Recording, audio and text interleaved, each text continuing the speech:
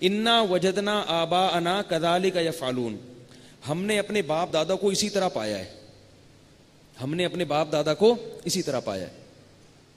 تو وہ فرماتے تھے انکم، تم بھی اور تمہارے باپ دادا بھی لفی ضلال مبین، کھلی ہوئی گمراہی میں تھے. لقد کنتم، تحقیق تم بھی گمراہ اور تمہارے باپ دادا بھی گمراہ. یہاں ایک بات یاد رکھو، بعض لوگ باپ دادا کا مسئلے کو بنیاد بنا کر شریعت کے بہت سارے مسائل کا انکار کر دیتے ہیں. ہم 20 رکعت تراویح پڑھتے ہیں نا، اب اس پر کوئی مرفوع حدیث موجود نہیں ہے 20 رکعت تراویح پر کہ بخاری یا مسلم میں کہ نبی نے 20 پڑھی ہیں.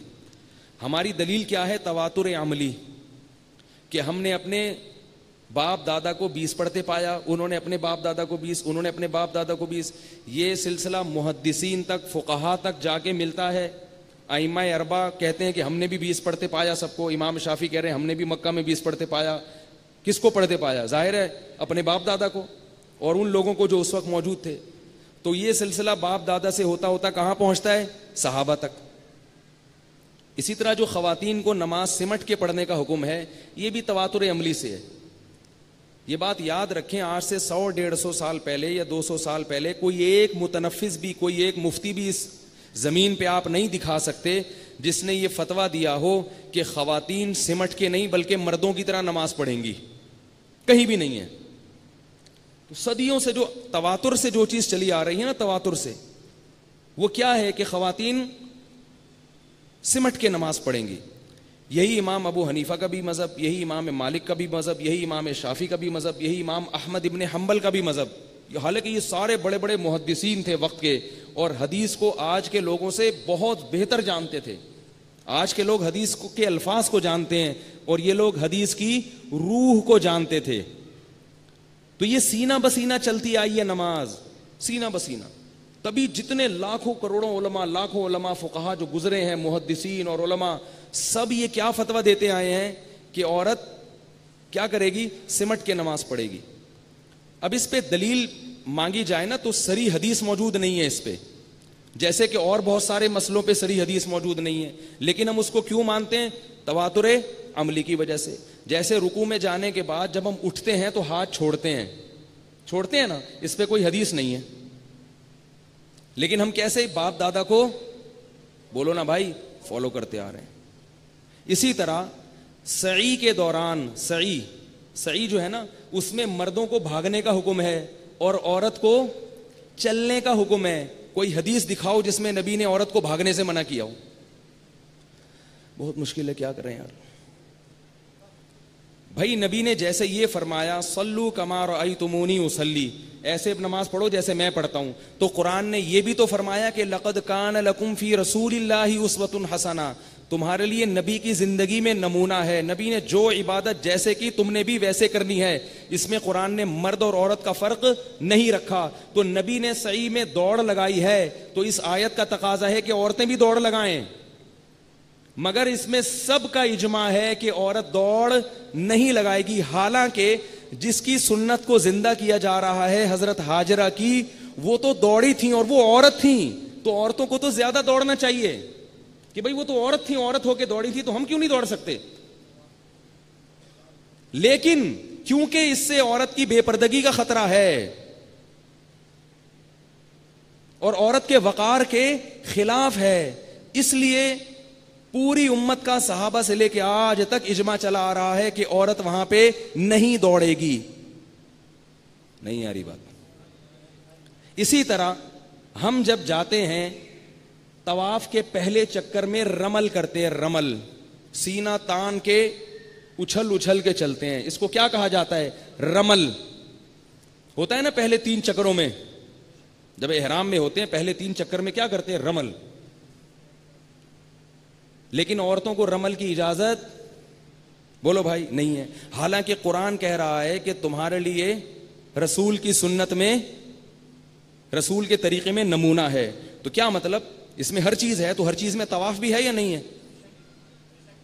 تو جب طواف بھی اس میں داخل ہے تو جیسے نبی نے طواف کیا تو عورتوں کو بھی ایسے طواف کرنا چاہیے. اب اگر کوئی ہم سے سوال کرے کہ کوئی مفتی فتویٰ دے دے اس دور میں اور کہے کہ عورت کو بھی رمل کا حکم ہے, وہ بھی سینہ تان کے اچک اچک کے چلے گی, ہم اس کو منع کریں گے کہ نہیں کریں گے؟ دلیل کیا دیں گے؟ بھائی صدیوں سے کوئی اس پر عمل نہیں کرتا آ رہا, سب کا یہی فتویٰ ہے کہ عورت رمل نہیں کرے گی. وہ کہ حدیث دکھاؤ. خدا کی قسم نہیں دکھا سکتے, کتابیں تلاش کرتے رہو گے, کوئی حدیث نہیں ہے جس میں یہ حکم ہے کہ عورت رمل نہیں کرے گی, کہیں بھی نہیں. اس پہ کیا ہے؟ تواتر عملی. بھائی صدیوں سے ایسا ہی ہوتا آ رہا ہے, ایک دوسرے کو فالو کرتے آ رہے ہیں سب. اب رمل کیوں نہیں کرے گی؟ اس لیے کہ اس میں بھی عورت کے وقار کے وہ بولو بھائی خلاف ہے. تو اسی کو لے کر صحابہ تابعین اور چاروں ائمہ نے استدلال کیا کہ نماز تو ہے ہی حیا کا مظہر, نماز میں تو عورت کو بہت زیادہ حیا کے اظہار کی ضرورت ہے, اس لیے کہ اس پہ تو نص موجود ہے. مرد کی نماز ناف سے لے کے گھٹنے تک کا علاقہ چھپا لے, سر بھی ننگا ہو, قمیض بھی نہ ہو, نماز ہو جائے گی. جبکہ عورت کو نماز میں اسکارف لینا پڑے گا. کیوں؟ اس کا تعلق عورت کی حیا سے ہے. کیا کریں, کیسے سمجھائیں؟ حیا سے ہے نا, تو اسکارف لینا پڑے گا. حضرت عائشہ رضی اللہ تعالی عنہا نے ایک دفعہ خواتین کی جماعت کرائی, تو مردوں کے خواتین کے بیچ میں کھڑی ہوئی ہیں. امام تو آگے کھڑا ہوتا ہے نا, حضرت عائشہ کہاں کھڑی ہوئی؟ بالکل بیچ میں. کیا کسی حدیث میں آیا ہے؟ انہوں نے خود سوچا کہ نماز چونکہ حیا کا مظہر ہے تو میرا جسم ظاہر نہیں ہونا چاہیے, بالکل بیچ میں چھپ کے. امام کو یعنی جو امامت کر رہی ہیں نا, تو وہ بھی چھپ کے کھڑی ہو رہی. امام جب غلطی کرتا ہے حدیث میں کیا آتا ہے؟ تسبیح کہو, سبحان اللہ. مگر عورت کو کیا حکم ہے؟ وہ اپنا ہاتھ بائیں ہاتھ پہ مارے گی, زبان سے نہیں بول سکتی. حالانکہ عورت کی آواز کا پردہ نہیں ہے. لوگ امی عائشہ سے مسئلہ پوچھنے آتے تھے, امی عائشہ مسائل کا جواب زبان سے دیتی تھی, ہاتھ کے اشاروں سے نہیں دیتی تھی. تو نماز میں بھی امی عائشہ کو سبحان اللہ بولنے کی اجازت ہونی چاہیے نا, لیکن نبی نے پابندی لگائی کہ عورت نہیں بولے گی. عورت کیا کرے گی؟ ہاتھ سے ایسے مارے گی, ایسے. اس سے فقہا نے سمجھا کہ نماز میں عورت کو حیا کا اظہار عام حالات سے زیادہ کرنا ہے. نہیں آ رہی بات؟ پھر نبی صلی اللہ علیہ وسلم نے عورت کو حکم دیا کہ عورت کے لیے گھر کی نماز مسجد کی نماز سے افضل, اور گھر میں کمرے کی نماز صحن کی نماز سے افضل. اور ایسے ہوتا تھا نا, پہلے ایک صحن ہوتا تھا, پھر ایک برآمدہ ہوتا تھا, پھر برآمدے میں بھی جو کمرے کی نماز ہے وہ برآمدے کی نماز سے افضل. نہیں آ رہی بات؟ تو اس سے کیا پتہ چلتا ہے؟ فقہا استدلال کرتے ہیں کہ عورت کو چھپنے کا حکم ہے نماز میں خاص طور پہ. اس سے تمام فقہا نے استدلال کیا کہ عورت اس طرح سے سجدہ نہیں کرے گی, اس طرح سے رکوع اور قیام نہیں کرے گی جس طرح سے مرد کرتے ہیں, بلکہ وہ رکوع کی کیفیت میں, سجدے کی کیفیت میں, قیام میں اپنا عورت ہونا ثابت کرے گی. نہیں آ رہی؟ آ رہی ہے. وہ اپنا کیا ہونا ثابت کرے گی عورت. بعض لوگ اس پہ اشکال کرتے ہیں, بعض سلفی عرب علماء اشکال کرتے ہیں کہ بھئی اگر یہ عورت کو سمٹنے کا حکم اس لیے ہے کہ تاکہ سطر نہ کھل جائے, یہ جسم کے اعضاء ظاہر نہ ہوں, تو یہ تو اس وقت ہے نا جب کوئی مرد دیکھنے والا ہو. جب کوئی مرد دیکھنے والا نہ ہو, آپ تو پھر بھی کہتے ہیں کہ سمٹ کے پڑے. ہم یہ کہتے ہیں کہ نبی نے جو عورت کو کہا کہ صحن کے بجائے گھر میں کمرے میں نماز پڑھنا بہتر ہے, تو کیا کوئی صحن میں دیکھ رہا ہے اس کو؟ اس کا تو اپنا گھر ہے. عورت کے لیے چہرہ صرف نماز میں کھول سکتی ہے اور دونوں ہاتھ کھول سکتی ہے, باقی پورا جسم ڈھکا ہوا ہوگا, چاہے وہ رات کے اندھیرے میں اکیلی پڑھ رہی ہو نماز, کوئی دیکھنے والا نہ ہو, پھر بھی ایسا کرنا پڑے گا اس کو. اس سے پتا چلا کہ عورت کو نماز میں اپنا عورت ہونا جو ظاہر کرنا ہے وہ اس لیے نہیں ہے کہ کوئی اس کو دیکھ رہا ہے, بلکہ کوئی نہ بھی دیکھے تو بھی اس کو اپنا عورت ہونا ظاہر کرنا ہے. ایک دو مثالیں اور دے کے میں بعد میں, میرا موضوع نہیں تو آج غریبی میں درمیان میں بات آ گئی, یہ کبھی اس موضوع پر ڈیٹیل میں انشاءاللہ بات کروں گا میں. ابھی تو یہ غریبی سمجھتے ہیں.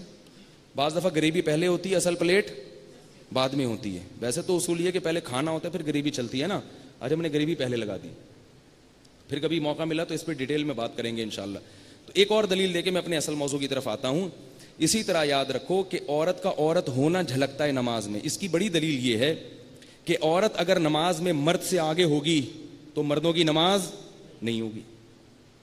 حالانکہ بعض عورتیں مردوں سے مقام اور مرتبے میں بلند ہوتی ہیں, جیسے آپ کی والدہ.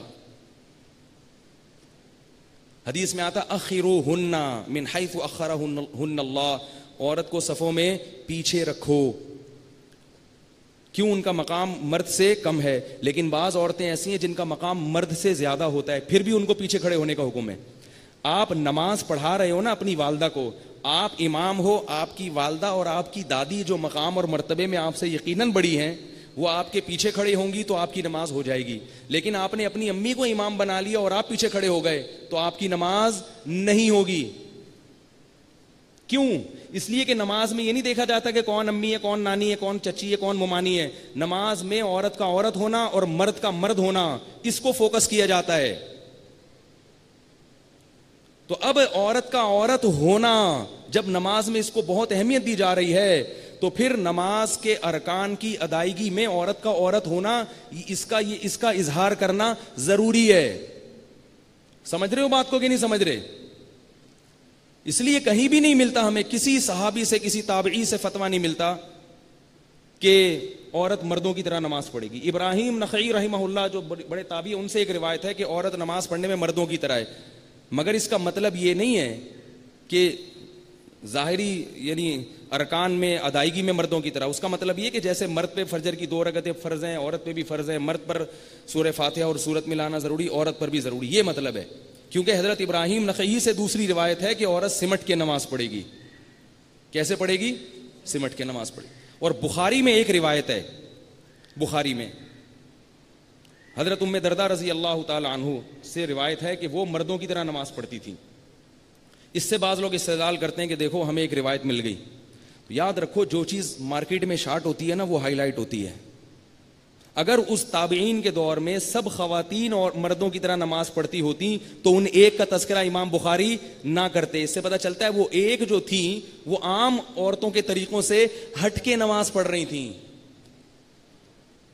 تبھی مردوں کے بارے میں نہیں ہے کہ وہ ایک صحابی تھے جو مردوں کی طرح نماز پڑھتے تھے, ایسا نہیں ہے, کیونکہ وہ تو سارے صحابی مردوں کی طرح پڑھتے تھے. ایک خاتون تھی جو کس کی طرح پڑھ رہی تھی؟ مردوں کی طرح. تو ان کو امام بخاری نے ہائی لائٹ کر دیا. اس سے کیا پتہ چلتا ہے کہ باقی سمٹ کے پڑھتی تھیں. تو تابعین کے دور میں بھی نماز عورتیں کیسے پڑھا کرتی تھیں؟ سمٹ کے پڑھا کرتی تھیں. تو اب یہ تواتر عملی سے چلتا چلا آ رہا ہے صدیوں سے. امام شافعی بھی فتویٰ دے رہے ہیں, امام احمد بن حنبل بھی فتویٰ دے رہے ہیں, حالانکہ یہ حدیث کے بہت بڑے امام تھے. ڈاکٹر ذاکر نائک ہو گئے یا اور دوسرے حضرات ہو گئے, ٹھیک ہے, بہت بڑے عالم ہیں, بہت بڑے بزرگ ہیں, مگر یہ لوگ ائمہ اربعہ کی خاک کے برابر بھی نہیں ہیں علم حدیث میں اور تفقہ اور بصیرت میں.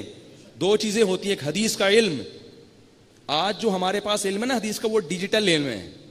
ان لوگوں کے پاس جو حدیث کا علم تھا وہ کیسا تھا؟ ان کو سندیں یاد ہوتی تھی پوری, ان کو پتا ہوتا تھا کس شخص کی حدیث کی کیا ویلیو ہے. ان کے حدیث پہ تبصرے ہیں جو آج ہم یاد کر کے حدیث پہ حکم لگاتے ہیں. وہ تقلید نہیں کرتے تھے, اس میں ان کی اپنی تحقیق ہوتی تھی. تو آپ امام احمد بن حنبل جیسے محدث کو بھی غلط کہیں گے, بھائی وہ بھی حدیث نہیں جانتے تھے, وہ بھی کہہ رہے ہیں کہ عورت سمٹ کے نماز پڑھے گی, ان کو بھی حدیث کا نہیں پتا. تو یہ جو حدیث ہے نا, صلو کما رأیتمونی اصلی, ایسے نماز پڑھو جیسے میں پڑھتا ہوں, اس کا مطلب کیا ہے کہ تعداد رکعات میں رکوع و سجود کی جو ظاہری کیفیات ہیں ان میں, لیکن چند چیزیں جن کا عورت کے پردے سے تعلق ہے وہ اس سے خود بخود مستثنا ہیں. جیسے کہ قرآن نے کہا کہ تمہارے لیے نبی کی زندگی میں نمونہ ہے, نبی کو فالو کرنا ہے, لیکن پردے کے حکام میں سعی کا حکم اور رمل کا حکم میں عورت خود بخود مستثنا ہوگی, کیونکہ پردے کی اور حیا کی اہمیت زیادہ ہے, تو خود بخود مستثنا ہے.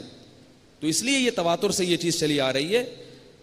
تو اس لیے, اور یہ بھی یاد رکھیں کہ جو ہمارے اہل حدیث علماء ہیں, ان کے بھی جو پرانے اہل حدیث علماء آپ کو ہندوستان میں ملیں گے نا, 100-150 سال پہلے, 200 سال پہلے کے جتنے اہل حدیث علماء ہیں, ان کی بھی سب کی کتابوں میں یہی لکھا ہے کہ عورت سمٹ کے نماز پڑھے گی. یعنی یہ اہل حدیث کا بھی اصل مذہب یہ نہیں ہے کہ عورت سمٹ کے نہیں پڑے گی, ان کا بھی اصل مذہب کیا ہے کہ عورت سمٹ کے پڑے گی. یہ مسئلہ شروع ہوا ہے سعودی عرب کے بعد سلفی علماء سے, اور وہاں سے فالو کیا ہے ہمارے اہل حدیث علماء نے. ٹھیک ہے, میں ان کی نیت پہ وہ نہیں کرتا, ان کو یہ سمجھ میں آیا, انہوں نے کہا کہ یہ نبی کی سنت کے زیادہ قریب فتویٰ دے دیا, لیکن دلیل کے لحاظ سے یہ فتویٰ قابل تقلید اور قابل اتباع نہیں ہے. آئی بات سمجھ میں؟ اور اب پھر بھی کوئی دلیل مانگے نا کہ بتاؤ نبی نے کہاں حکم دیا کہ عورت سمٹ کے پڑے گی, تو بولے بتاؤ نبی نے کہاں کہا ہے کہ عورت رمل نہیں کرے گی. ٹھیک ہے نا, ہمیں تو نبی کو فالو کرنے کو بتاؤ نبی نے کہا ہے کہ عورت جو ہے نا وہ, اور بھی اس پہ بہت سارے دلائل ہیں مگر موضوع نہیں ہے یہ. خیر کہاں سے کہاں بات چلے گئی, کیا چل رہا تھا یار. ہاں تو میں یہ بتا رہا تھا کہ اب ہم جیسے ابراہیم علیہ السلام نے کہا تم اپنے باپ دادا کو فالو کرتے ہو, اور انہوں نے کہا ہم اپنے باپ دادا کو فالو کرتے ہیں. ابراہیم علیہ السلام نے کہا باپ دادا کو فالو مت کرو. تو بعض لوگ ہمیں بھی کہتے ہیں کہ تم بھی تو خواتین کی نماز میں اور 20 رکعت تراویح میں کس کو فالو کر رہے ہو, باپ دادا کو. تو باپ دادا تو گمراہی کے راستے پہ لے کے جاتے ہیں. باپ وَإِن تُطِعْ أَكْثَرَ مَنْ فِي الْأَرْضِ, اگر تم اکثریت کے پیچھے چلو گے تو وہ تمہیں گمراہ کر دے گی. تم جمہور کے فتوے کو مان رہے ہو, جمہور 20 کے قائل ہیں, جمہور کہتے ہیں کہ عورت سمٹ کے نماز پڑھے, جمہور یہ کہتے ہیں, جمہور یوں کہتے ہیں, تو تم تو سب ان کو فالو کر رہے ہو. تو یاد رکھو باپ داداؤں کی 2 قسمیں ہیں. There are 2 types of daddy and papas. باپ داداؤں کی کتنی قسمیں ہیں؟ 2. ایک وہ باپ دادا ہیں جن کے پیچھے چلنا گمراہی ہے, اور ایک وہ باپ دادا ہیں جن کو فالو کرنے کا قرآن و سنت نے ہمیں حکم دیا ہے. قرآن جن باپ دادا کو فالو کرنے کا حکم دیتا ہے, کو گمراہی قرار دیتا ہے, یہ وہ باپ دادا ہیں جن کے بارے میں قرآن کہتا ہے اولو کان آباؤہم لا یعقلون شیئا ولا یہتدون. فرمایا تم اپنے باپ دادا کو فالو کرتے ہو اگرچہ تمہارے باپ دادا کچھ بھی نہ سمجھتے ہوں اور خود گمراہی کے راستے پہ جا رہے ہوں. ہمارے باپ دادا جو محدثین اور فقہا گزرے ہیں وہ ایسے نہیں تھے کہ لا یعقلون شیئا, وہ کچھ بھی نہیں سمجھتے تھے. اگر ہم ان پہ یہ فتویٰ لگا دیں وہ معاذ اللہ کچھ بھی نہیں سمجھتے تھے, تو یہ قرآن اور یہ حدیث جو ہمیں ان کے ذریعے سے ہم تک پہنچی ہے یہ سب مشکوک ہو جائے گا. نہیں آئی بات؟ آج صحیح بخاری اس کی سب سے بڑی شرح اور سب سے بہترین شرح پوری دنیا میں جو مقبول ہے وہ علامہ ابن حجر رحمہ اللہ تعالی کی ہے. صحیح مسلم کی دنیا میں سب سے مشہور ترین شرح علامہ نووی رحمۃ اللہ علیہ کی ہے. آئی بات سمجھ میں؟ بخاری کی شرح کون سی؟ فتح الباری علامہ ابن حجر کی. اور صحیح مسلم کی شرح کون سی؟ یحییٰ ابن مسلم النووی رحمہ اللہ تعالی کی. تو آپ ان دونوں بزرگوں کو اگر مارکیٹ سے نکال دو, یعنی بیچ سے نکال دو اگر آپ ان دونوں بزرگوں کو, تو علم حدیث سے آپ گئے. جتنے بھی آج کے محدثین ہیں نا جو حدیث پہ حکم لگاتے ہیں کہ جیسے علامہ ناصر الدین الالبانی رحمہ اللہ تعالی کی یہ صحیح حدیث ہے یہ ضعیف, یہ سب حدیث کو صحیح اور ضعیف قرار دینے میں علامہ ابن حجر کے محتاج ہیں. ان کی تحقیق کے بغیر آپ ایک قدم بھی آگے نہیں جا سکتے. اور وہ تھے شافعی. آئی بات سمجھنے؟ وہ کیا تھے؟ شافعی تھے. وہ بھی اسی کے قائل تھے 20 رکعت تراویح ہے اور عورتیں کیا کریں گی؟ سمٹ کے نماز پڑھیں. علامہ نووی بھی اسی کا قائل, اور جتنی بڑی بڑی شروحات ہمیں ملتی ہیں علامہ ابن عبد البر رحمہ اللہ, اور جتنے بھی بڑے بڑے ملتے ہیں, تو یہ وہ باپ دادے ہیں جن کے پیچھے ہم چل رہے ہیں بھائی. امام احمد ابن حنبل امام بخاری کے اساتذہ میں ہیں, وہ یہ والے باپ دادا ہیں. ان کے بارے میں قرآن نہیں کہتا کہ لا یعقلون شیئا ولا یہتدون, ان کے پیچھے چل رہے ہو جبکہ ان کو تو کچھ پتہ ہی نہیں تھا. کہیں گے اللہ ان کو تو بہت کچھ پتہ تھا, ہم سے زیادہ پتہ تھا. تو ابا دادا جو ہے نا, یوسف علیہ السلام نے کیا کہا تھا؟ واتبعت ملت آبائی, میں اپنے باپ دادا کے دین پہ چلتا ہوں. کیونکہ وہ کون تھے؟ ابراہیم و اسحاق. وہ نہیں تھے کہ لا یعقلون شیئا, آتا ہی پتہ ہی کوئی نہیں, ادھر مٹھائیاں بٹ رہی ہیں. مولانا منظور چنیوٹی آئے ایک دفعہ, کہنے لگے پتہ ہے چنیوٹ کا نام ربوا کا نام تبدیل کر دیا ہے. میں نے کہا ہمیں تو پتہ ہی نہیں. کہہ رہے آپ کو پتہ ہی کوئی نہیں, ادھر مٹھائیاں بٹ رہی ہیں. بہت بڑے عالم تھے مگر وہ تھے پنجابی اسپیکنگ نا, تو اردو بڑی زبردست بولتے تھے وہ. یعنی آپ کو پتہ ہی کوئی نہیں اور ادھر مٹھائیاں بٹ رہی ہیں. تو وہ جب بھی میں یہ آتا ہے نا کہ لا یعقلون شیئا, تو مجھے وہ آتا ہے پتہ ہی کوئی نہیں. لا یعقلون شیئا کا مطلب اللہ کہتے ہیں تمہارے باپ دادا کو پتہ کچھ ہے ہی نہیں. تو ہم جو جن باپ دادوں کو فالو کر رہے ہیں ان کو بہت کچھ پتا تھا, بہت کچھ پتا تھا. تو اس لیے انہی کو فالو کرتے رہیں, اس میں عافیت ہے. لیکن اگر کوئی اپنی رائے پیش کرتا ہے فروئی مسئلے میں کہ عورت سمٹ کے نہیں پڑے گی, تراویح 8 ہے, لڑنے کی چندہ ضرورت نہیں ہے, کیونکہ اس کے نہ وہ قائل تھے نہ قرآن و سنت میں اس کا کوئی تذکرہ ملتا ہے کہ چھوٹی چھوٹی باتوں میں پڑھ تو رہی ہے نا, پڑھنے دو اس کو. اب یہ نہیں کہ جا کے آپ نے مناظرے شروع کر دیے اور فتوے لگانا شروع کر دی. بعض لوگ مجھے یہ بھی کہتے ہیں کہ بھئی سعودیہ میں بھی تو عورتیں ایسے پڑھتی ہیں, جتنی عورتیں حج کرنے کے لیے آتی ہیں وہ بھی مردوں کی طرح نمازیں پڑھتی ہیں, یہ تو سمٹ کے نماز پڑھنا صرف بر صغیر میں ہے. تو یاد رکھو کچھ چیزیں اللہ نے بر صغیر والوں کو اسپیشل دی ہیں, تو اگر اللہ کسی کو اسپیشل وہ چیزیں دے دے تو اس میں کوئی پریشان ہونے کی ضرورت نہیں ہے. بر صغیر میں اسلام بہت سارے مسئلوں میں اوریجنل شکل میں موجود ہے. یہ جو لوگ کر رہے ہیں نا, جو سعودی عرب کی عورتیں, ان سے پوچھو کہ تمہاری دادیاں نانیاں بھی ایسے پڑھتی تھی کہ نہیں پڑھتی تھی. ان سے پوچھو, وہ بتائیں گی کہ ہماری پردادی ایسے نہیں پڑھتی تھیں. اور اگر کسی کی پردادی زندہ ہو تو ابھی جا کے پوچھ لو اس سے سعودی عرب میں, سمجھ رہے ہو نا. تو یہ بعد میں وہاں چونکہ سلفی علماء کا زور ہوا تو انہوں نے جب فتویٰ دیا ہے تو پھر سعودی عرب کی ایک بڑی حیثیت ہے دنیا میں, تو وہ پھر ان کے وسائل بھی بہت ہیں, ان کا فتویٰ پوری دنیا میں 1 سیکنڈ کے اندر پھیل جاتا ہے. ہمارا تو انڈا موڑ سے باہر نکلتے نکلتے کئی سال لگتے ہیں, انڈا موڑ سے گھوم گھام کے واپس آ جاتا ہے. تو ظاہر ہے ان کے پاس ایک پھر ایک یعنی ایک مکہ اور مدینہ کے ایک بہرحال ایک احترام بھی ہے اور ہونا بھی چاہیے, تو اس لیے وہ فتویٰ زیادہ دنیا میں پھیل گیا ہے. لیکن دلائل کے لحاظ سے ایسا نہیں ہے. میں تبھی کہتا ہوں کہ اگر سعودیہ کے علماء کو فالو کرنا ہے تو پھر امام شافعی کو فالو کرو, وہ تو قریشی تھے, ہاشمی تھے اور مکہ کے تھے. مکہ کے مفتی کو فالو کرنا ہے تو امام شافعی کو کیوں فالو نہیں کرتے, امام احمد بن حنبل کو کیوں فالو نہیں کرتے, کہ مکہ والے جن کو فالو کر رہے ہیں ان کو فالو کیوں نہیں کرتے آپ. خیر یہ فروعی مسئلہ, اس میں لڑنا نہیں ہے, میں نے تو صرف دلائل دیے ہیں آپ کو. کسی کے سمجھ میں آئے ٹھیک ہے, نہیں آئے تو بھائی جیسے پڑھ رہا ہے پڑھتا رہے. لڑنے بڑھنے کی ضرورت, مناظروں کی ضرورت نہیں ہے. اللہ پھر بھی قبول کر لے گا. فروعی مسائل میں اختلاف چلتا ہے, یہ اللہ نے مسلمانوں میں اختلاف اس لیے بھی رکھے تاکہ تھوڑا سا نا ظرف بھی رہے ان کا دوسرے کو برداشت کرنے کا. جب آپ اختلافات دیکھتے ہیں نا تو آپ کے اندر ظرف پیدا ہوتے ہیں. آپ ایسے پڑھ رہے ہیں وہ ویسے پڑھ رہے ہیں, اب آپ کو غصہ تو آئے گا, لیکن اللہ کیا کہتے ہیں, برداشت کرو, ٹھیک ہے نا. اب ایسا بھی ہو رہا ہے ایک ہی گھر میں, ہمارے یہاں تو فرقے اتنے پیدا ہو گئے نا, ایک گھر میں ایک گرین والا ہے, دوسرا تبلیغ والا ہے, تیسرا اہل حدیث ہے, چوتھا جماعت المسلمین کا ہے. ایک ہی گھر میں ایک ہی خاندان میں ایسی ایسی چیزیں آ رہی ہیں. وہ عجیب ہے, وہ ادھر گھسیٹ رہا ہے, وہ کہہ رہا ہے سہروزے پہ چلو, وہ کہہ رہا ہے فیضان مدینہ چلو,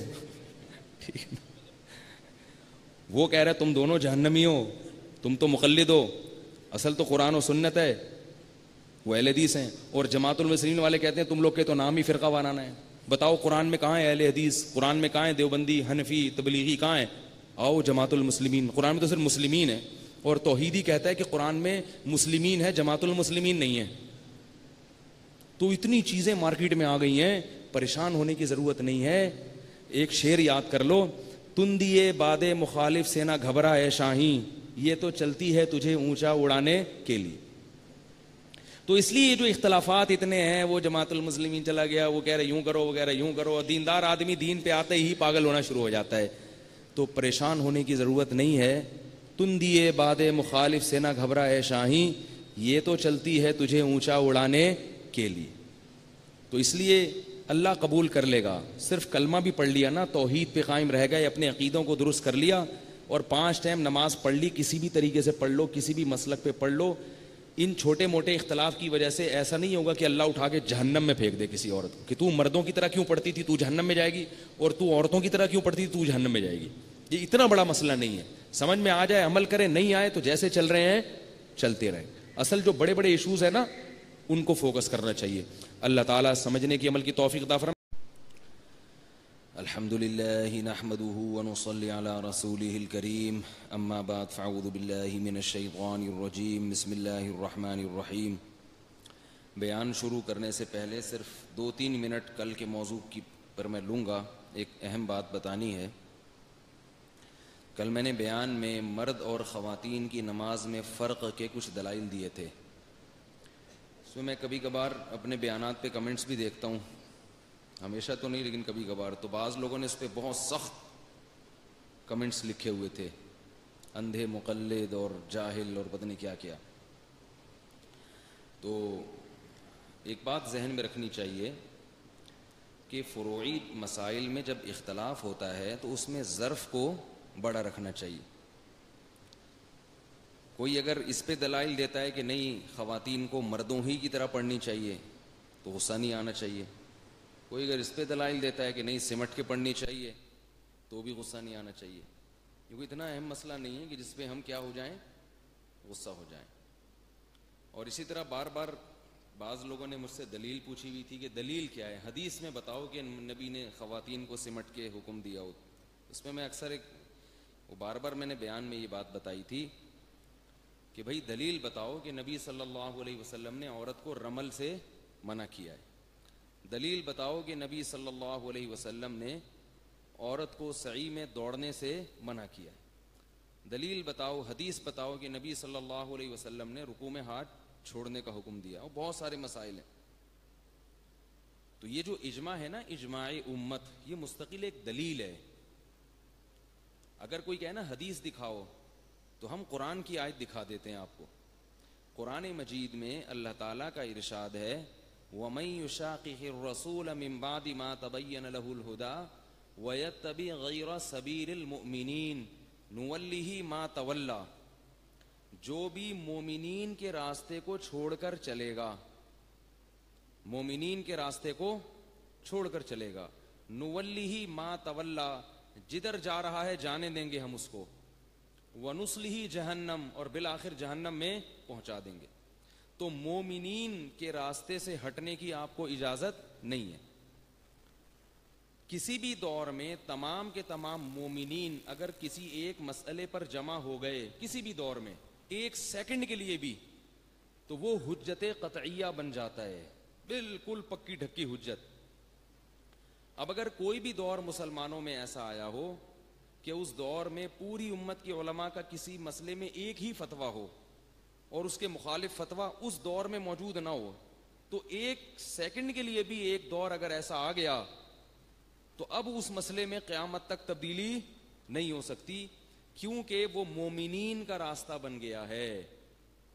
اسی طرح نبی صلی اللہ علیہ وسلم نے فرمایا, میری امت گمراہی پہ جمع نہیں ہو سکتی.